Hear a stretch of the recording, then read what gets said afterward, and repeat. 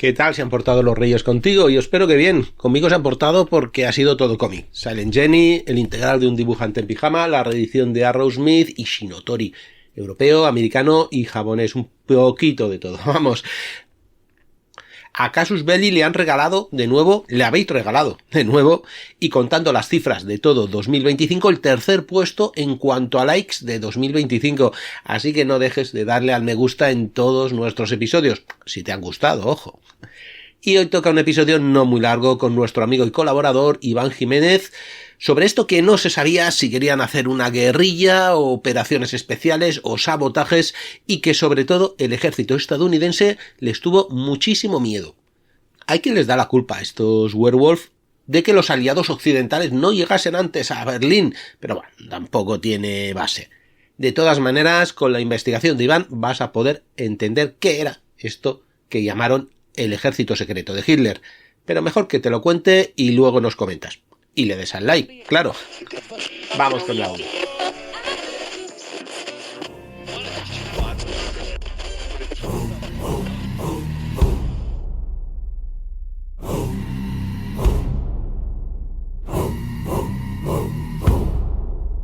Im Keller singen wir leise noch, wie es warm, die Welt zerbroch.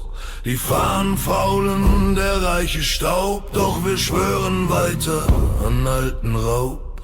Die Nacht ist unser letzter Freund, kein Morgen, der uns je verzeiht. La derrota del Tercer Reich de los 1000 años pues se veía inevitable ya en 1944, incluso para algunos antes. Solo era cuestión de tiempo. Para las mentes alucinadas de algunos jerarcas nazis, bueno, con Hitler a la cabeza, claro, pues Alemania sería una guerrilla eterna en refugios, en reductos o escondidos entre la población hasta que volviese a resurgir otra vez el Tercer Reich o el Cuarto Reich o lo que fuese. Vamos a ver los werewolf. Iván Jiménez, bienvenido de nuevo a Casus Belli. Un placer estar aquí otra vez. Y nos vas a hablar de esa gran guerrilla, esos werewolf, ¿no? Que van a resistir, pues como resistieron en su momento, no sé, a las guerrillas soviéticas, las guerrillas yugoslavas, en su momento la Resistance y toda esta gente, ¿no? Bueno, fue el modelo, pero el resultado fue más incierto. Pero bueno, es una buena manera o otra manera también de conocer el final de la Alemania nazi. Sí, porque teníamos también que los italianos querían hacer este reducto en Valetina, ¿no? Creo que sí, en Valetina. Y bueno, un reducto alpino también, pero ya en la parte más cercana a Suiza. Y bueno, pues lo que yo no tengo muy claro es si es este famoso reducto nacional en los Alpes austríacos pegando con Suiza, o que en teoría Hitler iba a trasladarse de Berlín ahí, o era simplemente una guerrilla generalizada, o qué era lo que querían hacer. El plan ideal era un levantamiento popular y una guerrilla por toda Alemania. Lo que sí que es verdad que la idea original era centrarse, pues eso, en zonas montañosas como los Alpes bávaros y también boscosas y montañosas como zonas de la Selva Negra también. Porque bueno, no todo el territorio de Alemania, digamos, sería apto, o sea, no es tan accidentado y sería tan apto para la lucha guerrillera. En el caso de los aliados, que bueno, que ya iremos viendo, pero por ejemplo los norteamericanos sí que tenían realmente de que se organizara una insurrección y bastiones guerrilleros en esta zona de los Alpes bávaros y por ahí, de estos reductos que comentabas tú también, pues por ahí sí que lo temían. Pero bueno, ya te digo, también es una manera de conocer una concepción, ¿no? Este ejército durmiente o ejército guerrillero que planearon los nazis, una manera de conocer desde otra óptica la manera de entender la guerra de Alemania, ¿no? Lejos quizá del convencionalismo prusiano, pues también se plantearon el uso de estos grupos irregulares que venía de una larga tradición. ¿Y de dónde viene exactamente? ¿Podemos empezar por el nombre, por ejemplo? ¿O de dónde esos levantamientos ya se habían visto? Pues a lo mejor en el Sacro Imperio, no sé. Sí, bueno, el werewolf sí que puede evocar al hombre lobo, pero no es que lo cogieran, digamos, con intenciones de evocar a algún folclore extraño europeo, sino que se basaba en una novela titulada así, de principios del siglo XX, de 1910 aproximadamente, sí, del autor Hermann Löns. En su momento la novela, bueno, pasó un poco sin pena y sin gloria, pero luego se volvería muy popular. Y bueno, la cogieron porque los nazis se fijaron en ella para dar nombre a su movimiento guerrillero, porque narraba, se ubicaba en la Guerra de los 30 años. La historia será conocida porque hemos visto cosas muy parecidas en películas y demás. Pues a un campesino que durante la Guerra de los 30 años, entre 1618 y 1648, llamado Haring Gulf, su familia es asesinada por un grupo de mercenarios extranjeros. Bueno, así rápido, para no meternos en el avispero que fue la Guerra de los 30 años, Alemania fue uno de los principales, o por no decir el principal teatro de esta guerra, que entre 1618 y 1648.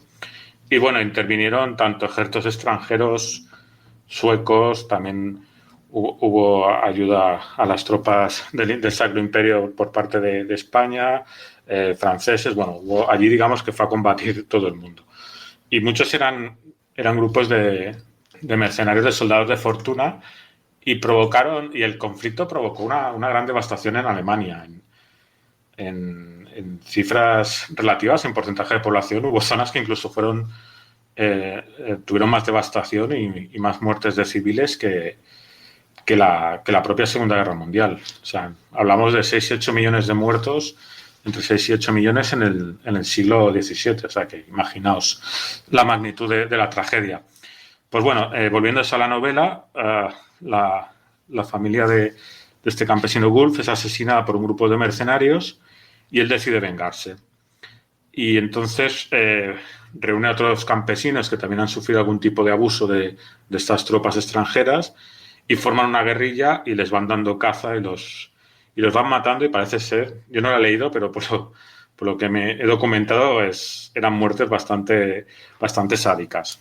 Eso, en su momento, bueno, pasó un tanto desapercibida, pero los nazis sí que la tomaron como un ejemplo del carácter alemán de resistencia al invasor y de nacionalismo, porque al fin y al cabo la novela tiene cierta exaltación patriótica, o sea, que le venía un poco con anillo al dedo a toda esta evocación del pasado de Alemania que hicieron los nazis.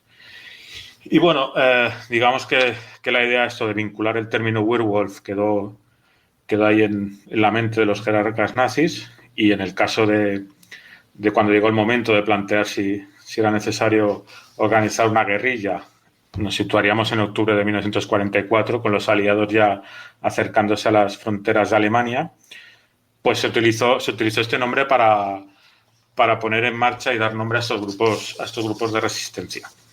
Y estos grupos de resistencia, nace esa idea, y cómo los iban a formar, porque estamos hablando de no sé, armas, estaban produciendo armas baratas de usar y tirar, estaban intentando sacar estas Wunderwaffen, ¿no? De estas armas maravillosas hechas en contrachapado. En principio era eso, sí que ha quedado la idea del levantamiento popular y de poner todo el pueblo alemán en armas, pero bueno, en principio era una sección más de las SS. Fue idea de Heinrich Himmler, y bueno, recurrió al Obergruppenführer Hans Prusman, que era un hombre que había tenido mucha experiencia en Europa del Este, en el frente ruso, con grupos insurgentes combatiendo a los partisanos soviéticos en lugares como en Ucrania. Además, y ahí también lo ligo con eso que comentaba antes de la tradición alemana, Prusman había sido miembro de los Freikorps,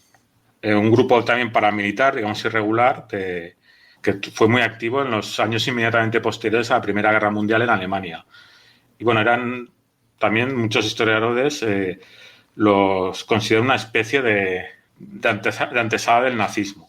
de una especie de proto-SS o proto-SA. Eran grupos que en una ideología nacionalista conservadora y que, bueno, fueron utilizados por el propio gobierno de la República de Weimar pues para suprimir a toda la serie de revueltas de raíz socialista, la República Social de Baviera, los espartaquistas, todos estos grupos que, bueno, recordemos es que no hubo solo una revolución en Rusia, sino Europa vivió varios estallidos revolucionarios y en Alemania fue de los más importantes. Pues eso, una Alemania derrotada con unas fuerzas armadas disminuidas, pero con muchos soldados desmovilizados, con lo cual fue un caldo perfecto para tener grupos paramilitares, y los Freikorps, digamos que eran solo uno de ellos, porque digamos que la mayoría de partidos, tanto de derecha, sí, tenían el suyo. O sea, que era algo habitual y eso y que evoca o sea, era una idea, lo de tener grupos paramilitares para hacer alguna acción irregular, pues ya te digo que no es que se les ocurriera a los nazis de la nada, sino que recurrieron a una tradición alemana. Y si ya nos remontamos más atrás, de hecho el término Freikorps viene de la época de Federico el Grande de Prusia, en el siglo XVIII, que organiza una especie de tropas quizás más serias, más auxiliares, o sea, sí que tienen un carácter irregular, pensando sobre todo primero en jinetes, para que realizaran alguna tarea de apoyo al grueso del ejército convencional, ya fuera reconocimiento, algún hostigamiento al enemigo, vigilancia pues de lugares de suministro o de algún paso, algún puente y demás. Luego también, o sea, los utiliza tanto en la Guerra de Sucesión Austríaca como en la Guerra de los 7 Años. Y luego estos Freikorps se vuelven muy populares porque también se utilizan en las guerras napoleónicas por parte de Prusia, en especial en la fase final, cuando también adquiere un carácter de liberación nacional contra Napoleón. Y estos Freikorps también estaban integrados, pues no eran soldados profesionales en esta época napoleónica. Y bueno, aunque digamos que el ejército prusiano profesional los veía con malos ojos o los relegaba a eso, a tareas muy secundarias de, pues eso, vigilancia de algún puente o alguna vía de comunicación, no los quería utilizar en primera línea ni como vanguardia, pero llamaron la atención de todo lo que era. También recordemos que aparte de las guerras napoleónicas, en esos momentos es el despertar del romanticismo en Europa y Alemania es uno de sus focos.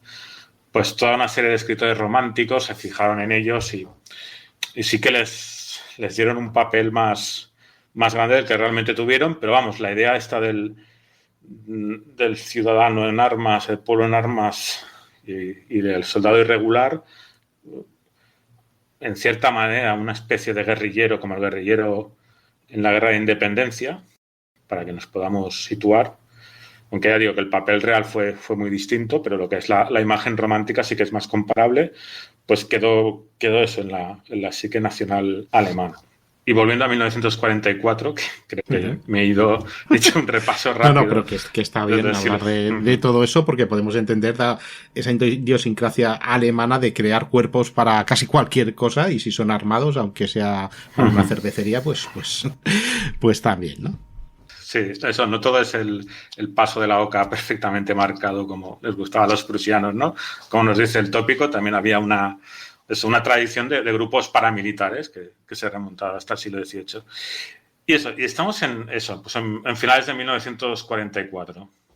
Era una idea básicamente de las SS. Era, bueno, Alemania y todos los contendientes ya sabemos que eran aquello entre ramas y departamentos de un estado o secciones de los diversos ejércitos, había mucha rivalidad. Y los únicos que parecían creer en eso, en crear un grupo paramilitar que ayudara al ejército en esos momentos, pues eran las SS. Y de todas formas, aún no tenían aquello clara la imagen o no hablaban en esos momentos de organizar al pueblo para que formara guerrillas. Su idea era más cercana a los comandos, ¿no? Pensaban eso, pues en infiltrarse tras las líneas enemigas y obtener algún tipo de información sobre ataques que fuera a lanzar, ya fueran los soviéticos por el este los anglo-estadounidenses por el oeste. Y bueno, si podían hacer algún sabotaje o alguna acción puntual más de, pues eso, atacar a algún blanco de alto valor, pues también adelante. O sea, tenías que pensar eso, más en comandos y en algún tipo de fuerza especial que en eso, en vamos a armar al pueblo para esta batalla final, ¿no? que se avecinaba. Y bueno, y Hans Prussmann, eso, aparte de su pasado con estos Freikorps, que de hecho él es el prototipo de Freikorps, digamos, proto-nazi, porque de los Freikorps pasa a las SA en 1929 y luego ya se integran las SS y va progresando en la organización. De todas formas, no siempre, digamos, estuvo tan bien considerado, porque en 1941, con Barbarroja, él es jefe de las SS y de la policía en Letonia. Y allí se encarga de organizar el asesinato de judíos, y se calcula que durante su mandato, entre junio y noviembre de 1941, pues murieron unos 70.000 judíos. Pero en esos momentos a Himmler parecía un ritmo muy bajo. Entonces sí, o sea, y ordenó su reemplazo. Y entonces, digamos que hay un poco en desgracia, lo destinan a Ucrania, y en un primer momento se encarga de unidades de trabajos forzados. Y al cabo de un tiempo consigue volver, digamos, un poco más a la acción, desde el punto de vista nazi, claro está, y se encarga de tareas antipartisanas. Y ahí también, digamos, que adquiere, aparte de su pasado como Freikorps, como paramilitar, también adquiere conocimiento de las tácticas partisanas, que poco a poco también va calando en otros miembros del régimen nazi, de las SS, o organizar algún tipo de resistencia si los enemigos llegaban a Alemania, basándose en eso, en lo que habían vivido pues en Francia, en Yugoslavia, con los partisanos soviéticos.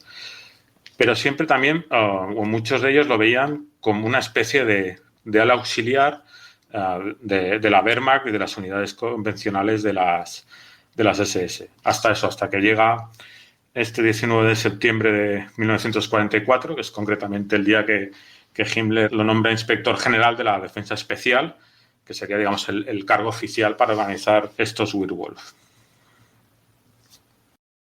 A partir de aquí, lo que hemos visto en claro que no era tanto un levantamiento como sí una serie de operaciones de guerrilla, pero más de comandos especiales, ¿no? Más como, yo qué sé, la guerra del Golfo, los Bravo Tusero, o a lo mejor el comando que iba a asesinar a no sé quién, pues con los que podía llevar, no sé, por los que forman los Weissmiller para rescatar a Mussolini o para ciertas operaciones, ¿no? Exacto. Se empieza a organizar, se cuenta con unos 5.000 efectivos, se reclutan sobre todo entre las SS y las juventudes hitlerianas. Se recurre bastante a las juventudes hitlerianas porque, claro, en aquellos momentos, y también, ¿no?, esta rivalidad entre departamentos, ¿no?, entre estamentos del régimen, claro, nadie quería desprenderse de soldados, a no ser que aquello llegara la orden desde muy arriba. Nadie quería desprenderse de soldados ni de ayuda efectiva. O material, me refiero. Se organiza, incluso ya de hecho había alguna cosa pensada, pero bueno, toda una serie de depósitos con armamento y suministros pensando en estas operaciones futuras. Y de hecho, bueno, tú has mencionado el rescate de Mussolini, y se recurre a Otto Skorzeny para el entrenamiento, para que organice también a asesorar a Prussmann en la creación y en la formación de estos Werwolf. Otto Skorzeny, al principio la idea le parece bien, pero también cuando ve que está orientada a esta faceta más de comandos, de fuerzas especiales, pero luego cuando vio el cariz de guerra popular y que vio que había fallos en la organización y en la estructura, pues se desentendió y se alejó un poco de estos Werwolf. Poco a poco, a medida que se va formando, se van formando y se van preparando, pues digamos, llaman la atención, o otros otros estamentos del régimen se van fijando en esta organización. Y aparte, claro, evidentemente, estamos ya finalizando 1944, principios del 45. Es eso, el avance aliado es imparable. Ya tiene es la época de la batalla de Aquisgrán, los estadounidenses en las fronteras de Alemania. Bueno, los soviéticos también avanzaban como un rodillo después de Ration por el este. Y sí que ya va surgiendo más esta idea, digamos, en otros estamentos del régimen, de crear una resistencia más popular. Por ejemplo, Martin Bormann, uno de los principales líderes nazi, bueno, el responsable partido nazi, es uno de los que se fijan en estos Werwolf. En concreto, él se fija después del fracaso en la batalla de las Ardenas y con el avance soviético hacia el Oder. Curiosamente, antes había sido muy crítico con esta unidad que estaba formando Himmler, pero cuando se producen estos dos hechos de armas, ya ve eso, que van a entrar los aliados en Alemania, por un lado, por otro, o por los dos. Entonces sí que ya cree que había que implicar a la población alemana en la defensa del Reich, y eso, y a un nivel de resistencia popular. O sea, ya no bastaba con hacer aquello levas o reclutar a los más jóvenes y a los más ancianos en unidades de tipo Volkssturm. O sea, que había que implicar a unos niveles todavía mayores. Pero a unos niveles más mayores, quiero decir, ¿qué era? ¿Ya para, yo qué sé, a las ancianas también o a los gatos? No sé. Sí, bueno, que pues casi se faltó pensar en ancianas y gatos.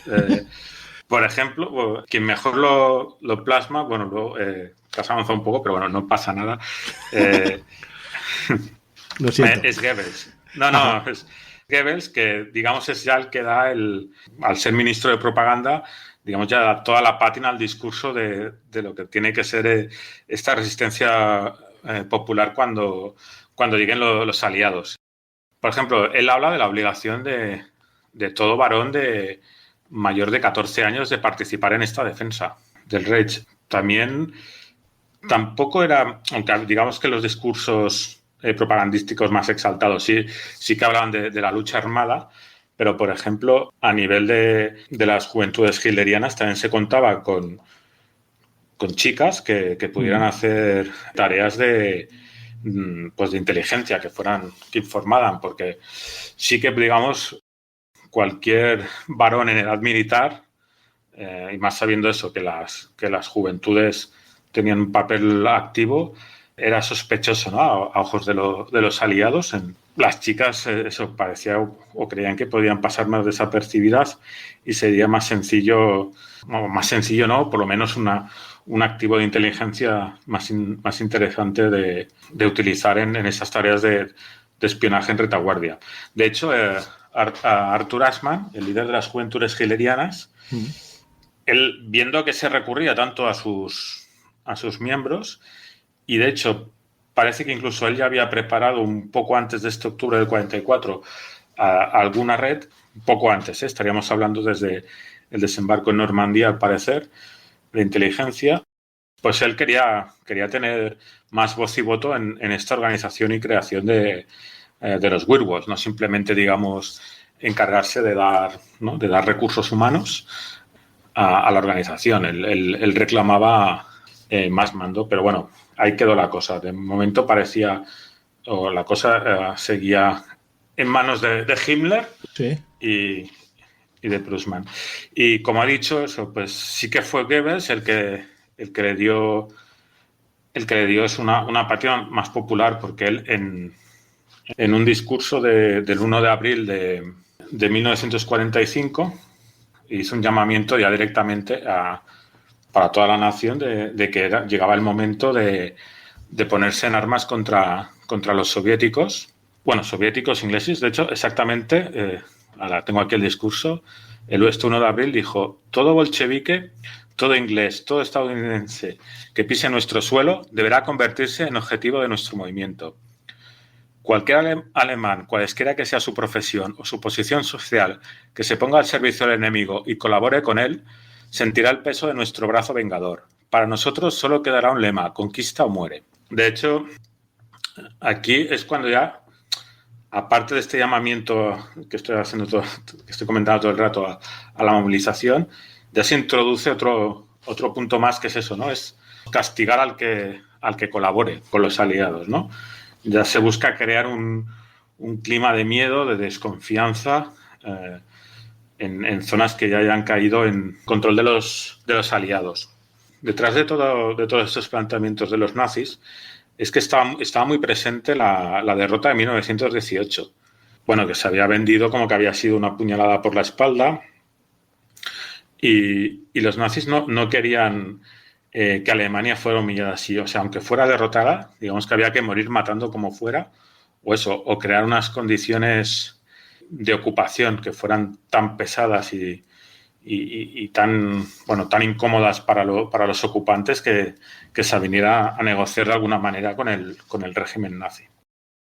Tras este anuncio de Goebbels, a los pocos días, Himmler, digamos, no se queda la zaga, porque al fin y al cabo los Werwolf eran suyos, y dan la orden de, en todas las casas donde se exhiba una bandera blanca de rendición, ahí se deberá ejecutar a cualquier varón que se encontrara de mayor de 14 años.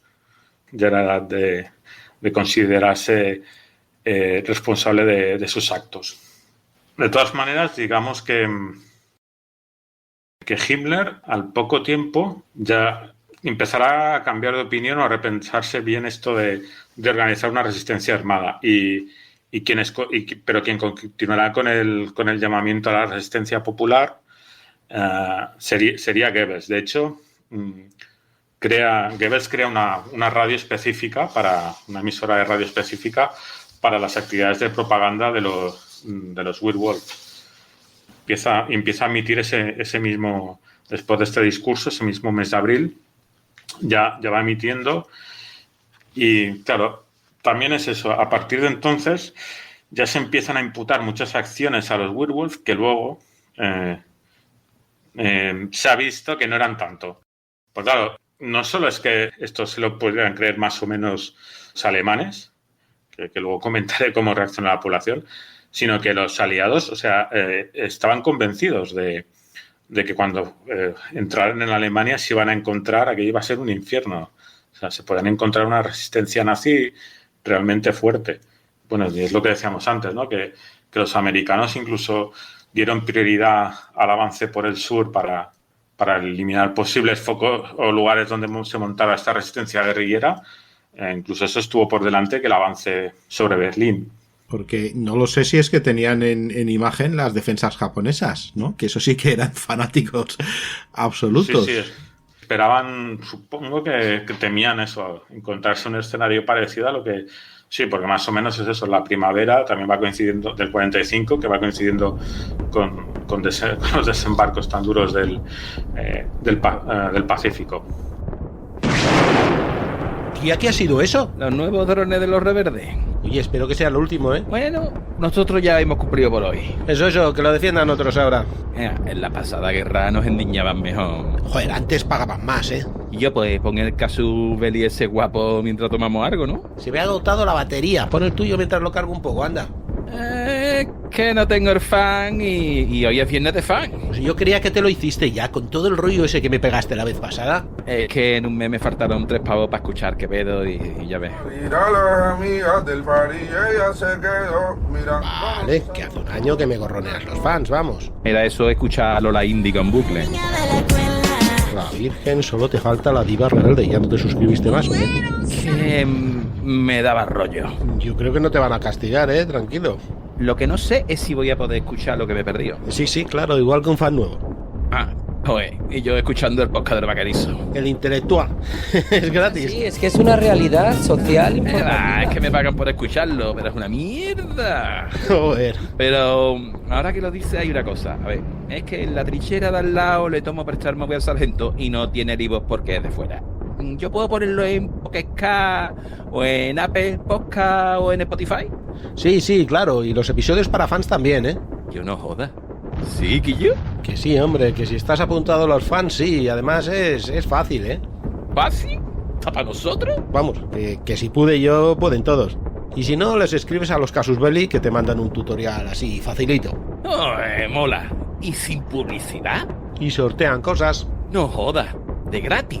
Sí, cada mes, a todos los fans. Juegos de mesa, revistas, videojuegos. Anda, y oye, una cosita. Es que un amigo que era de la vieja guardia... De la primigenia, de aquellos de antes del 2020. Sí, de eso, de los que pagan todavía renta antigua, que dice que un día le pasó no sé qué con la tarjeta que no podía pagar y se le anuló la suscripción. Eso me pasó a mí, les escribí. Y te mandaron a la mierda.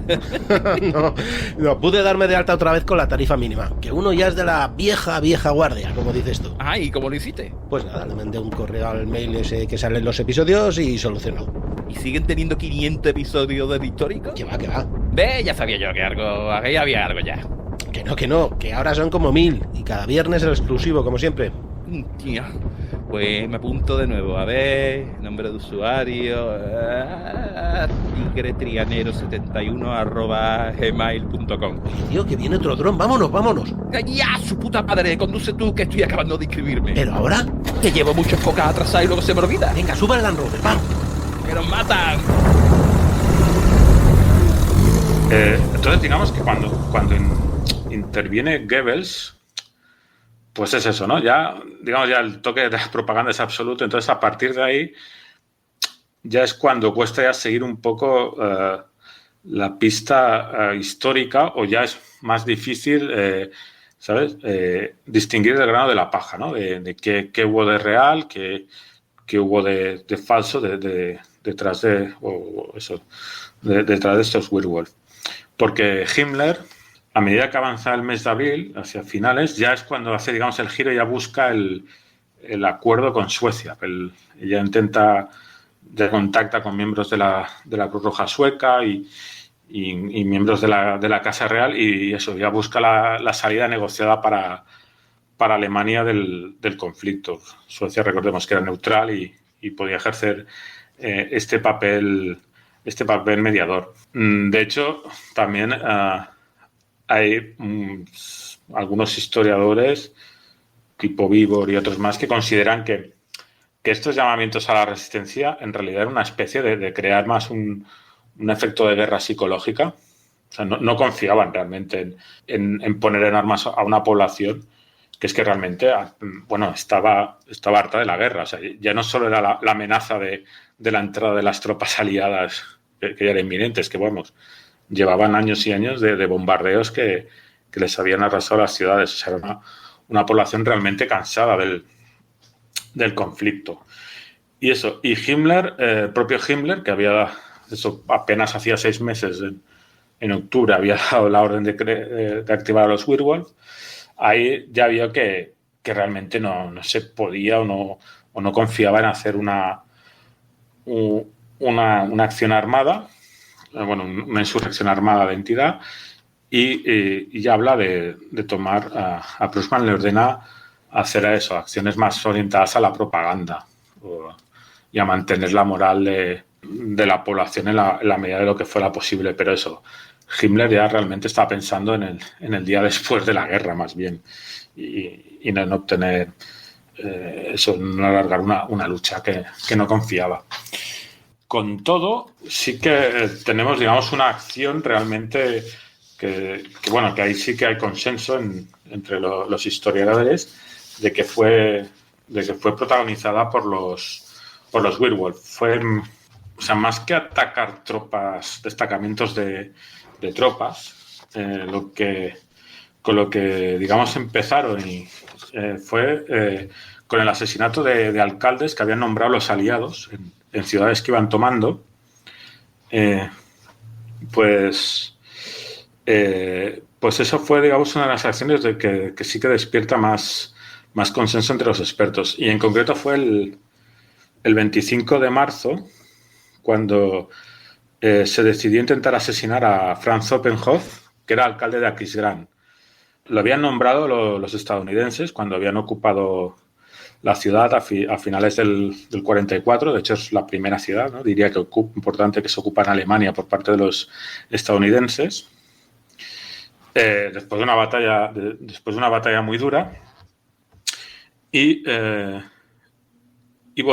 nombran a este señor que tenía afiliaciones políticas con la democracia cristiana. Había demostrado pocas simpatías o ninguna simpatía con los nazis, con lo cual era un hombre fiable a ojos de los aliados. Y de hecho, él dio muestras de, digamos, de querer iniciar una reconstrucción y tirar con la vida después de los nazis. Pero, y esto, digamos, que también reafirmó los temores de los aliados, se dieron cuenta que la población en general pues miraba con cierto recelo a los aliados, cuanto menos, y luego otros aún tenían simpatías por los nazis. También pensemos que al fin y al cabo era gente que les habían destrozado la ciudad en la batalla. O sea, aunque no fueras nazi, tampoco debías de sentir mucho cariño por cualquiera que llevara uniforme en aquella época. Y entonces, digamos que los nazis locales en Aquisgrán sí que también empezaron a hacer estas tareas de pasar la información que podían a la zona de Alemania que aún no había sido ocupada por los aliados, pero digamos tampoco había nadie, la hostilidad la sangre no llegaba al río. O sea, ninguno se atrevía, digamos, a tomar las armas y atacar a los aliados o a quienes colaboraban con ellos. Pero desde la Wehrwolf se pensó que sería una buena idea, digamos, dar el primer golpe. Entonces se organiza una operación, se escogen a un total de 6 miembros, que 4 provenían de las SS, que eran gente con experiencia, y 2 de las juventudes.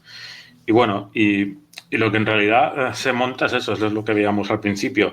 Es más casi una operación de comandos, más que una insurrección en la propia Aquisgrán. El 20 de marzo se utiliza un B-17 capturado y los lanzan en un bosque de Bélgica. Se mueven por la frontera, evitando a la presencia militar aliada. Llegan a matar a un guardia fronterizo holandés hasta que se reúnen con su contacto, que es una joven de Aquisgrán, también una integrante de las juventudes hitlerianas, Ilse Hirsch, que es una joven de 23 años. La manera que deciden actuar es vistiéndose, llevan uniformes de la Luftwaffe, hacerse pasar 2 de los miembros más mayores, de hecho el que estaba al mando de la operación, Herbert Wenzel, que de hecho era,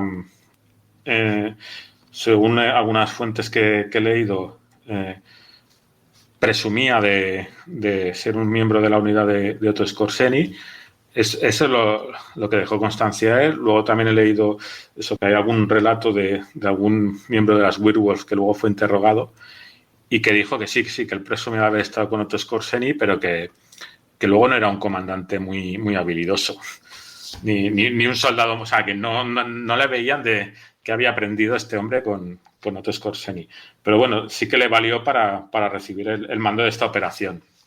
Y entonces aprovechan eso, la noche del 28 de marzo, él y otro de los miembros más mayores iban vestidos de aviadores de la Luftwaffe y se presentan por la noche en casa del alcalde. La idea, le dicen eso, que somos aviadores, que nos han derribado, estamos intentando llegar a nuestras líneas, escapar.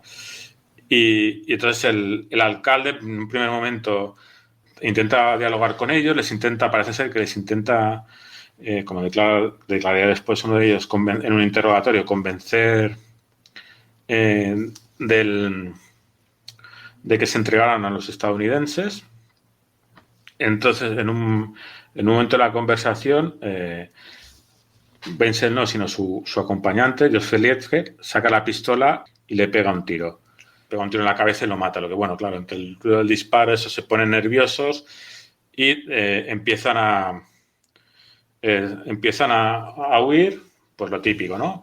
Se dividen en grupos más pequeños, los 6 integrantes y la chica, Ilse. De hecho, la chica va con Leithgeb, el que había matado al alcalde, y en la huida pisan una mina y Leithgeb muere, el autor material, y Ilse queda herida. Son capturados, ella es capturada, el resto consiguen huir, pero luego, de hecho, años después serían capturados y serían juzgados en 1949, ya por los británicos, porque la zona había quedado bajo jurisdicción británica después de la guerra. Lo curioso es que los estadounidenses, con tanto miedo que tenían, no le hicieron mucho caso. De hecho, la tardanza en detenerlos, en juzgarlos, fue porque los estadounidenses sí que se preocuparon un poco al principio de ver si es que realmente ahí había una red guerrillera, pero entre que no encontraban suficientes indicios y que al fin y al cabo habían matado a un alemán, y bueno, y puede sonar ahora un poco duro, pero en la mentalidad de la época, las vidas civiles, pues, quieras que no, y es eso, y bueno, han matado a un civil, bueno, es que cada día mueren cientos en los bombardeos. No tenía la importancia que ahora, vamos. Sí, o sea, lo que les preocupaba realmente era eso, era que esta guerrilla fuera por los soldados y convirtiera la ocupación de Alemania en un infierno.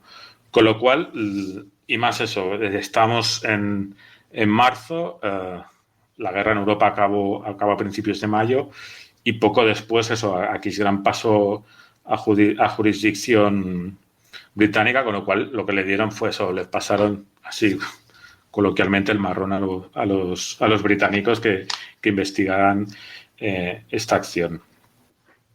La propaganda nazi celebró la muerte del alcalde Oppenhof y lo presentó eso como una especie de lección de cara a futuros traidores.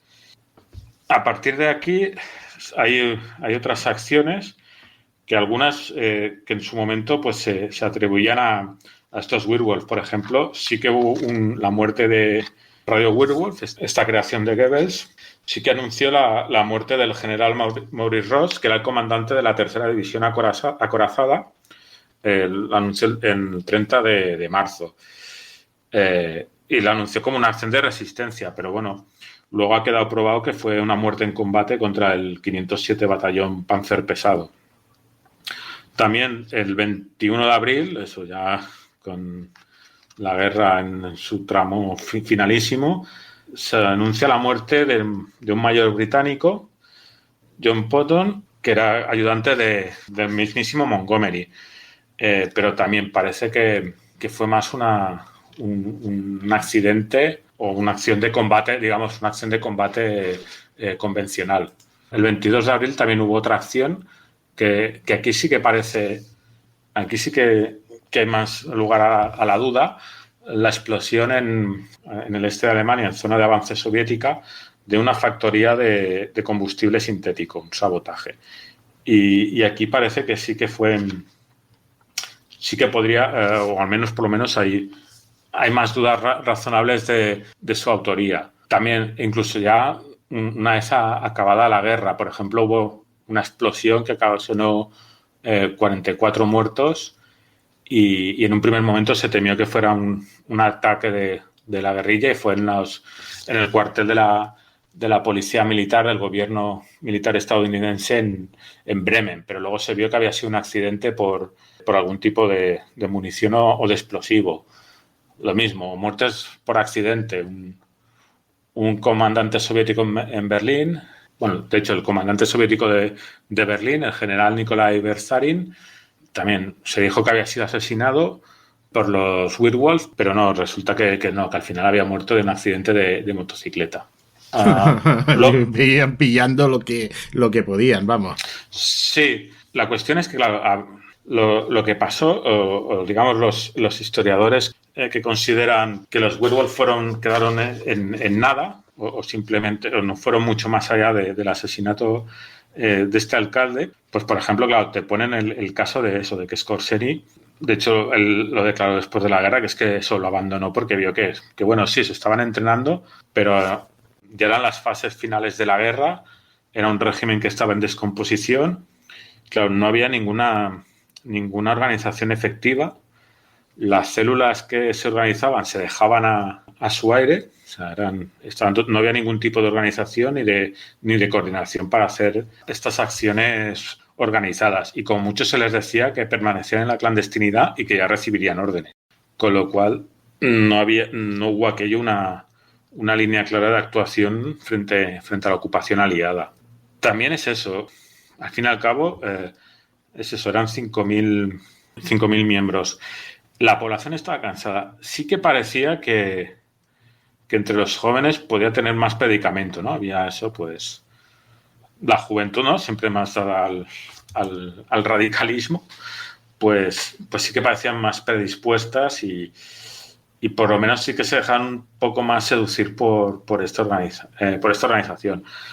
Pero claro, también el contexto de caos desde el final de la guerra, ¿no? de una Alemania totalmente destruida, pues claro, muchas acciones no estás seguro si podían haber sido alguna de estas células, o no queda claro si fueron alguna de estas células que intentaban continuar la guerra por sus medios, ¿no? También, de todas formas, los aliados no supieron o no quisieron ver esta falta de organización del régimen nazi para llevar la lucha más allá, ¿no? Digamos, del terreno convencional, porque o bien lo llegaron a utilizar en ocasiones y especialmente en el caso de los soviéticos para justificar su propia represión sobre la población, o por ejemplo también en el caso de los aliados, en el caso de los estadounidenses, pues básicamente muchas veces era arresta primero y pregunta después. O sea, sobre todo con los jóvenes, es eso, cualquier actitud mínimamente sospechosa los llevaba a una detención. Los soviéticos aún fueron más allá, incluso hay casos pues detenían a niños que estaban jugando ahí con armamento o piezas de armamento que habían quedado abandonadas, con la excusa de que los habían descubierto con las manos en la masa. O sea, quiero decir que es eso, que se creaba así un ambiente poco claro. Sí que también, por ejemplo, luego había bandas de criminales, gente eso que ante la carestía se dedicaba a robar o, bueno, ¿no? El río revuelto, ¿no? Pues sí. Vamos. Y también eso pues derivaba en situaciones de violencia.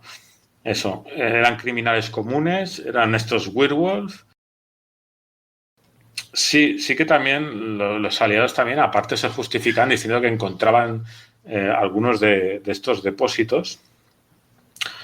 Pero claro, sí, o sea, sí que encontraban algo, pero eso no había en ningún momento aquello que digamos, pues hemos desarticulado una infraestructura con tantos miembros y que planeaban acciones determinadas contra, no sé, contra una guarnición determinada o lo que fuera.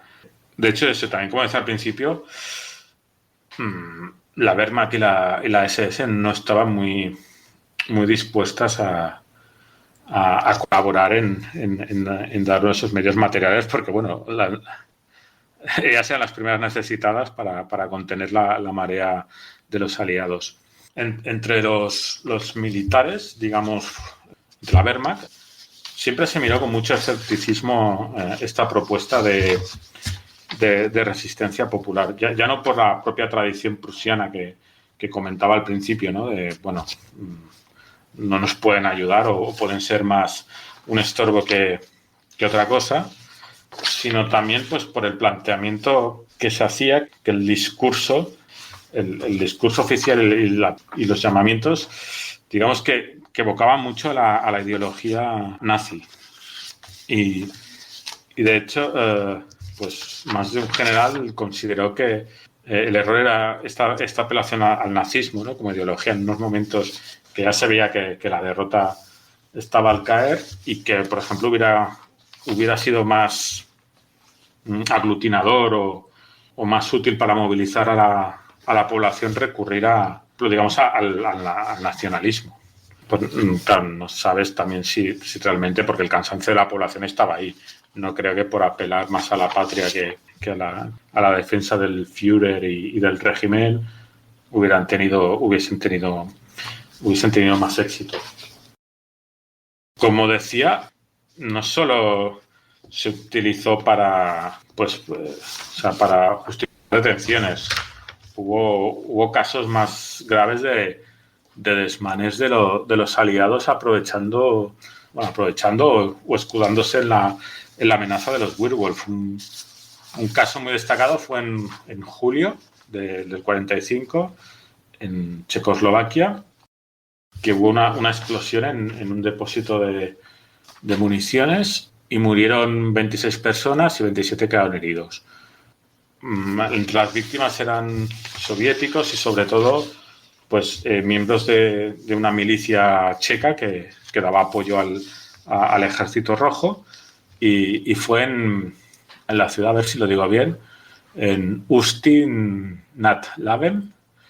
Era una ciudad, en los Sudetes, en Bohemia, pero era étnicamente de población alemana. Entonces se culpó a los Werwolf, porque claro, además, pues eso, podrían tener, en teoría, ¿no? Era un ecosistema apropiado para montar una red de resistencia y eso desembocó en lo que se conoce como la masacre de Ústí, perpetrada sobre la población por estos paramilitares y también con cierto apoyo soviético, o por lo menos las tropas soviéticas que estaban ahí no hicieron nada por evitar la masacre de civiles, y se confirmaron 43 muertos, pero bueno, algunos se elevan el número de víctimas hasta 80. Este caso también lo cito porque también es uno de esos episodios que quedan un poco olvidados, ¿no? Porque parece que cuando cayeron las armas ya Europa fue un remanso de paz, y en el caso de la población alemana desplazada o que habitaba en territorios que quedan fuera de Alemania, la población civil también sufrió mucho. Durch Flammen siehst du, wo wir sind. Im Rauch, im Hass, im Wahnsinn blind. Sie schlafen nicht, sie schlafen nie. Wir sind der Schatten, Krankheit nicht genie. Man sagt, der Krieg ist längst vorbei, doch unser Kopf schreit Lüge dabei. Aus Ruinen wächst der alte Traum, ein fauler Same ohne Raum. Deutschland wacht, wir flüstern krank, während die Welt uns längst versank. Durch Flammen siehst du, wo wir sind. Kein Heldentum, nur Sturm im Wind. Kein Boden fest, kein freier Geist. Entre los historiadores, digamos, si queremos, o la gente que quiera creer, o si nos queremos creer que realmente, o hasta qué punto llegó este movimiento de resistencia sí. Sí que hay ya he dicho, ¿no? Pues Bibor, Ziemke, Goloman, un historiador alemán de posguerra bastante destacado, son muy escépticos, y hablan de eso, pues Goloman, de que no encontró rastro de actividad guerrillera. Bibor lo menciona en su libro de Berlín, lo menciona en varios momentos, y te lo presenta más eso, ¿no? Como una muestra de la inoperancia o de la descomposición que está viviendo el régimen en esos momentos finales, que era incapaz ya de organizar cualquier resistencia seria. Pues tenemos al profesor Perry Biddiscombe de la Universidad de Victoria, la Victoria de Canadá, la capital de la Columbia Británica, que es también es quien más ha estudiado el fenómeno, y él sí que considera que fueron una amenaza más seria. Sí que admite que no lograron este grado de coordinación para ser una guerrilla que pusiera en serias dificultades. Pues no sé, imaginar, para no irnos tan lejos en el tiempo, eso, imaginar un escenario al estilo iraquí, ¿no? En Alemania al final de la guerra. No llegaron a ese nivel de coordinación, pero él cree que, digamos, que estos 5.000 Werewolf y algunos simpatizantes más que lograron reunir, sí que hicieron acciones descoordinadas y puntuales, pero que, bueno, que tuvieron un peso importante. Él, en sus libros, en castellano, hay publicado Los últimos nazis, que creo que hará por lo menos 10 años o más, diría. Pero bueno, lo publicó Inédita. También en inglés hay uno que es Werewolf, la historia del movimiento guerrillero nacional socialista. Y eso, y como digo, él es el que le da más visos de credibilidad, por ejemplo, a estas acciones que comentaba antes o algunas posteriores. De hecho, él llega a hablar de que hace un cálculo de unas entre 3.000 o 5.000 víctimas, que a mí me parece elevado. ¿No? Sí, él también comenta que, sobre todo, a mí me ha costado mucho encontrar lo que eran, claro, bajas de combate. Por ejemplo, encontré un informe de Rand Corporation y no consideraba que Estados Unidos hubiera tenido bajas de combate después de la ocupación ni de Alemania ni de Japón. Hace una comparativa de varios escenarios y luego tampoco he visto aquello. Claro, sí que, por ejemplo, hubo casos de alguna unidad alemana que no quiso rendirse y no sé si hubo alguna baja, accidentes que en realidad fueran sabotajes. Es complicado. Y yo lo veo un tanto exagerado esta cifra. O sea, no sé. Él considera que las zonas de actuación fueron la Selva Negra en el sudoeste y el macizo de Harz en el norte del país. Y sitúa eso, pues, que fueron grupos de merodeadores que estuvieron activos hasta aproximadamente 1945 y 1950. Por ejemplo, otro historiador, Ian Kershaw, sí que, por ejemplo, habla de que este miedo sí que se tradujo, pues eso, en lo que decíamos, ¿no? En atrocidades que hicieron las tropas aliadas justo después de la guerra contra la población civil, ¿no? O sea, entre la duda que pudieran ser o no partisanos, pues a veces se emplearon con dureza. Y de hecho, lo de detenciones masivas no era solo cosa de los soviéticos, los americanos también y los británicos. De hecho, Churchill, ahora que menciona a los británicos, decía y defendía que lo que había que hacer era que todos los oficiales alemanes que se capturasen, que no se dejasen ir después de la guerra, sin importar el rango, cualquier oficial. No hablábamos solo de altos jerarcas o de importantes comandantes. Hasta que hubiera desaparecido, se hubiera certificado que no se había organizado ninguna guerrilla en Alemania. O sea, quedó más en la mente de los propios aliados que los propios alemanes, ¿eh? Sí, ya te digo, porque los alemanes, salvo un poco entre los jóvenes, el resto de la población es eso, es que no querían saber nada.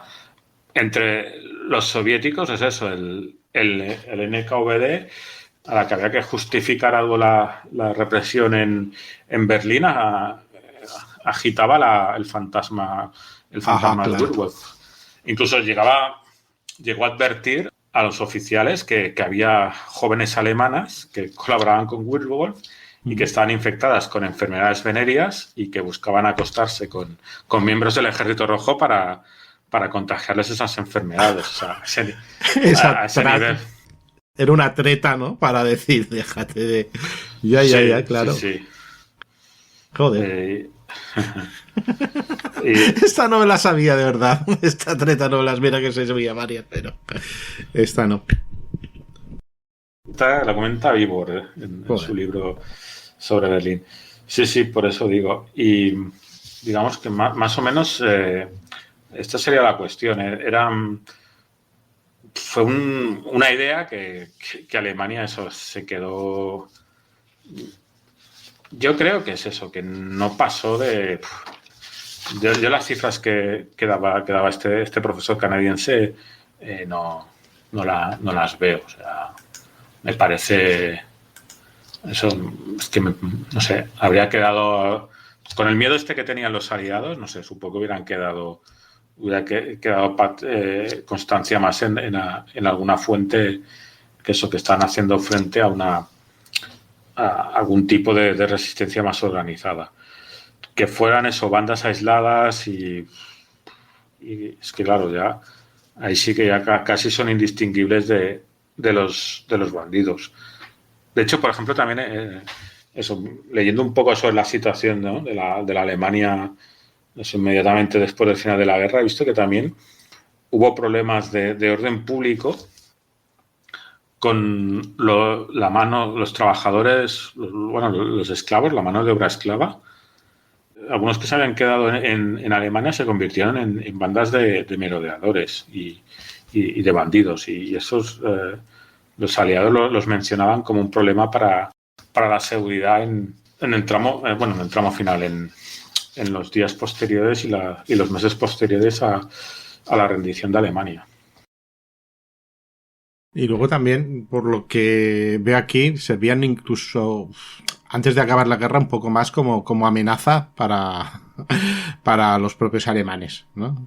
Sí, era claro, la orden que hablaba antes de Himmler, porque esto de colgar la bandera blanca se hacía cuando los aliados, sobre todo los occidentales, porque bueno, si entraban los soviéticos también la cuestión era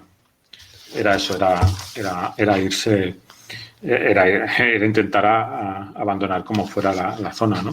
Pero con los occidentales sí que a veces se dejaba la bandera blanca, este símbolo, y había mucho esta imagen, ¿no?, de la vergüenza de la rendición, no podía repetirse. También, el propio Hitler, ¿no?, esta especie de idea que tenía de que se tenían que consumir todos, ¿no?, en molarse todos en la batalla final contra los aliados. También que menciona el avance soviético, y por hacer un balance final, sí que es verdad, o sea, que al principio, cuando lo tenían más pensado como unidad de comandos para actuar detrás de las líneas enemigas, también los emplearon, pues, después de Bagration, en los avances posteriores, pues eso, cuando ya también sobre Prusia Oriental o cuando avanzaban por Polonia acercándose a la frontera alemana, pues los utilizaban así grupos pequeños, para tareas de inteligencia, de reconocimiento. En Viena, en las batallas estaban en finales de la primavera del 45, ahí había también una unidad de las juventudes hitlerianas que recibió algún tipo de entrenamiento guerrillero, pero no llegaron a actuar como guerrilla, desbordadas por el avance soviético, y eso tuvieron más como un papel más auxiliar, y luego una vez ocuparon la ciudad, no tuvieron ni la coordinación ni los medios suficientes para plantear un verdadero desafío a los soviéticos. Preparando y leyendo sobre el tema, me llamó la atención eso, ¿no?, que habían tomado apuntes, ¿no?, los alemanes mientras habían estado luchando contra partisanos de estas tácticas, ya no solo para contrarrestarlas, ¿no?, sino que las tenían en cuenta para llegado el momento utilizarlas ellos mismos. Que, los utilizaron como pudieron. Lo que pasa es que, la idea también fue dando vueltas. También era un pueblo que estaba ya muy harto de todo. Tal vez las operaciones de guerrilla podían utilizarlo, y de hecho lo utilizaron. Y luego que creo que has acertado, y por lo menos yo estoy muy de acuerdo, de que el aglutinante de ya el nacionalsocialismo y esto ya no funcionaba, y defender al líder y tal. Yo creo que eso ya, en ese momento, es que ya lo veían una ideología que les había defraudado y que estaba vencida, ¿no? Entonces, pues, tal vez hubiese sido, defiende a Alemania de la barbarie roja, que también se utilizó, que también fue una de las cosas que se utilizó, o los malvados americanos que judíos que van a prostituir a tu hija, ¿no? Tal vez lo único que a lo mejor podía bueno, supongo que funcionaba. Pero bueno, de eso se ha hablado mucho, incluso hay estas leyendas, ¿no?, de un loro nazi que lo han situado en 1000 sitios, en la Silesia, pero también en este reducto, ¿no?, que cada año van un montón de exploradores, de aventureros con detectores de metal, ¿vale? Y han encontrado algún búnker, algún refugio, y lo que busca es el oro, ¿no? Porque habrían tenido oro para poder, pues, o pasar a Suiza o comprar material, y que evidentemente no han encontrado nunca, y no han encontrado ninguna evidencia de que ahí se hubiese hecho nada serio, ni nada, ni en una mina subterránea, ni nada. Pero bueno, ahí queda la leyenda, y supongo que en alguna, de vez en cuando, aparte de estos programas, ¿no?, que hacemos y aparecen en las revistas, pues alguna revista más año cero, más tal, pues pueden hablar a lo mejor del refugio de la Antártida, ¿no?, que pueden estar ahí, o el refugio secreto que todavía están los nazis, pues debajo de las montañas de los Alpes, ¿no? Pero queda ahí. Sí, es que es eso, se dice mucho, ¿no? Es que son los malos perfectos, ¿no? Los malvados perfectos. Y ostras, es que cualquier cosa que pongas nazis tiene un interés enorme, y siempre, claro, siempre como este morbo, ¿no? Si es un plan secreto, con nazis de por medio, es que vende seguro, aunque tenga poca consistencia, como hemos visto hoy. Pero bueno, la base de Antártida ya ni hablemos. Wow. Bueno, sí. Es en un programa que tenía de desmitificaciones, digo, ¿para qué? Pero bueno, que la verás salir, cada año sale en alguna revista, sale en algún blog. No, yo hice un post porque encontré un estudio de una universidad desmitificándolo. Claro. Y que era muy bueno el estudio, porque eso te llevaba fuentes originales, y madre mía, es que... Bueno. Yo creo que era más un método de, bueno, vamos a vender revistas y vamos a vender una cosa mágica, igual que los nazis en la luna, vamos, era casi lo mismo. Sí que es verdad que, por ejemplo, es eso, aquí, por lo menos aquí los aliados, digamos que es una amenaza que se tomaron en serio, o sea, que no es solo... no es que estemos aquí con una entelequia total, aunque yo ha sido aquello un poco duro diciendo que no iba a ninguna parte, pero bueno, que la amenaza aquí sí, por lo menos sí que estuvo. Sí, aunque luego también la utilizarán para justificar su ocupación, pero bueno. Sí, mira que es que hay una guerrilla importantísima de millones de personas armados con no sé, con un palo ya. Yo creo que poco quedaba. Y claro, tú hacías la comparación con, bueno, sí, he invadido Irak y me ha salido una insurgencia que no me esperaba, aunque bueno, tal vez porque es otra historia, es digamos que la motivación es religiosa. Ahí están acostumbrados a levantarse supongo por el tema religioso siempre. Sí. Bueno, luego también hay este papel que de hecho me acuerdo que lo comentaba un periodista en La Vanguardia, que hubo un artículo en su momento de claro, la cantidad de gente que dejaste sin ningún otro recurso, me refiero al ejército iraquí. Claro. Los quemaste, claro, vamos, le robaste todo el material de guerra que tenía. Sí, y bueno, y me refiero a eso al nivel de los militares, que porque claro, disolvieron la policía y el ejército de Saddam de la noche a la mañana. Esta gente se quedó sin nada. Sí, exacto. Y esta era una gente, digamos, con preparación que nutrió la resistencia bastante. O sea, que no era solo Al-Qaeda la resistencia iraquí. Y, de hecho, yo de este tema del ejército durmiente de Hitler empecé a escuchar y a leer cosas a raíz de la invasión, bueno, de la ocupación de Irak y del surgimiento de la resistencia y eso, porque se comparaba la situación, claro. Se había comparado a Saddam con Hitler, pues lo que pasa es que en este caso sí que tampoco o lo dejamos abierto para otro programa, ¿no? Digamos la destrucción del partido nazi, la desnazificación que se hizo en Alemania, claro, no sé con el BAS si se llegó a hacer. Sí que se le apartó del poder, pero se le dejó ahí bastante influencia. Y ahí sí también en Irak lo que decías, el componente religioso y tribal también también influye mucho. También hace. Sí, bueno, a ver qué pasó allí, todavía está por descubrir.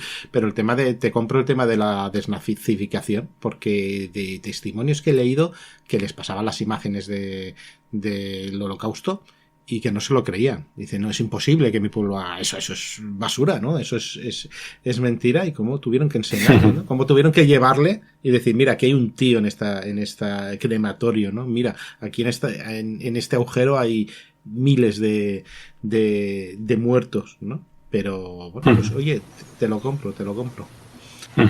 De hecho, hay a veces también algún artículo, si la gente y espero que después de escucharnos se anime a buscar más información por internet, si buscan así por ejército secreto de Hitler y eso, pueden encontrar también un caso de un grupo de nazis que sobrevivieron a la guerra y que estos llegan a tener ciertas responsabilidades, nazis o que habían servido en el ejército nazi. Bueno, aquí ya sí que tenemos que hacer la desnazificación.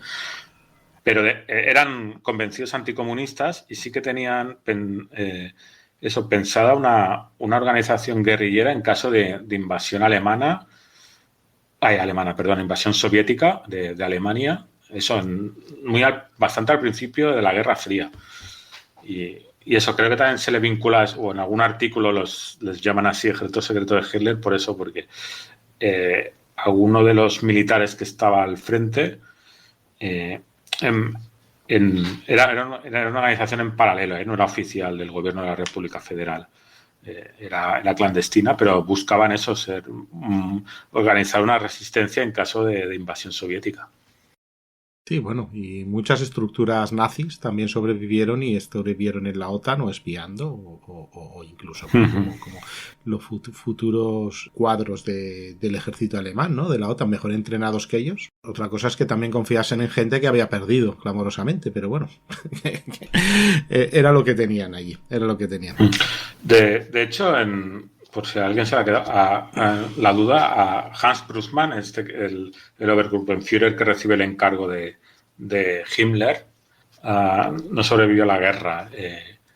Se suicidó cuando fue detenido por los británicos y se suicidó eso en el 21 de mayo del 45. O sea, que encima, digamos, su cabeza visible, su organizador no tuvo mucho recorrido después de la guerra para organizar la resistencia. De hecho, también algunas fuentes también o algunos otros nazis después en interrogatorios posteriores también cuestionaron bastante su capacidad para poder haber llevado a buen puerto esta acción. Bueno, pero a lo mejor lo que necesitaban era un fanático, no tanto un Skorzeny, ¿no? Que bueno, que Skorzeny era, a ver, que Skorzeny era un buen mando de grupos pequeños de comandos, ya para llevar una estrategia a gran escala, pues no lo sé, sinceramente. No. Pero es eso, Skorzeny tampoco lo vio claro, o sea, supongo que si hubiera visto algo más... más trabajado. Se ve que, por lo que dicen, es que llegó, allí le ordenaron irse al reducto y dijo, aquí no hay nada. Y fue cuando dijo, esto no hay nada que hacer, yo pues me marcho. Que estuvo por aquí, que estuvo por Argentina, pues, estuvo con Odessa. Sí.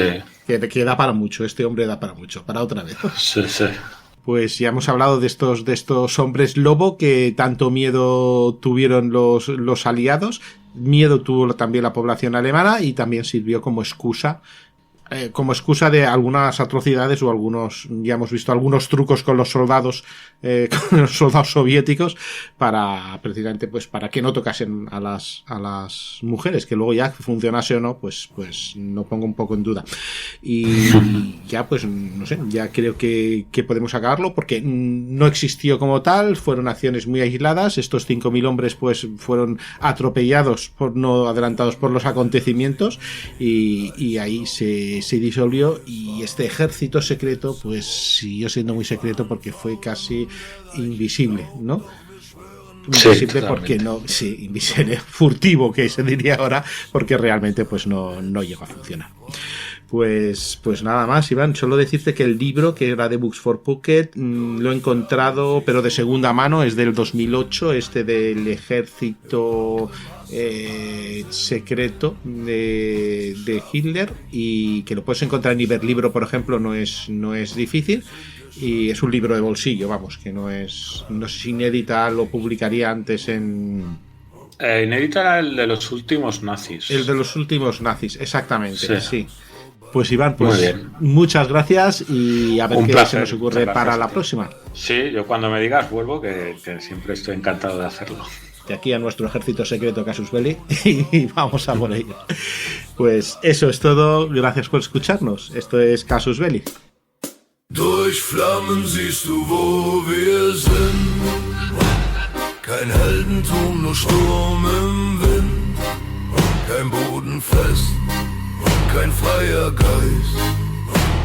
Nur Angst, die uns zusammenreißt. Von Gustav Kroger ruft im Wahn Befehle ohne Ziel und Plan. Seid Körper nur, seid willenlos, frei im Tod, doch geistig bloß. Die Augen weit, das Herz so leer, die Nacht hält wach, wir wollen mehr. Tabletten, Schweiß, kein Schlaf, kein Sinn. Die Hände zittern, wir brennen drin. Durch Flammen siehst du, wo wir sind. Kein Erwachen, nur ein Kind, aus Hass gebaut, aus Lügen schwer, der Krieg ist tot, wir sind es mehr. Im Morgengrauen schweigt der Raum, kein Reich, kein Wolf, nur Aschetraum.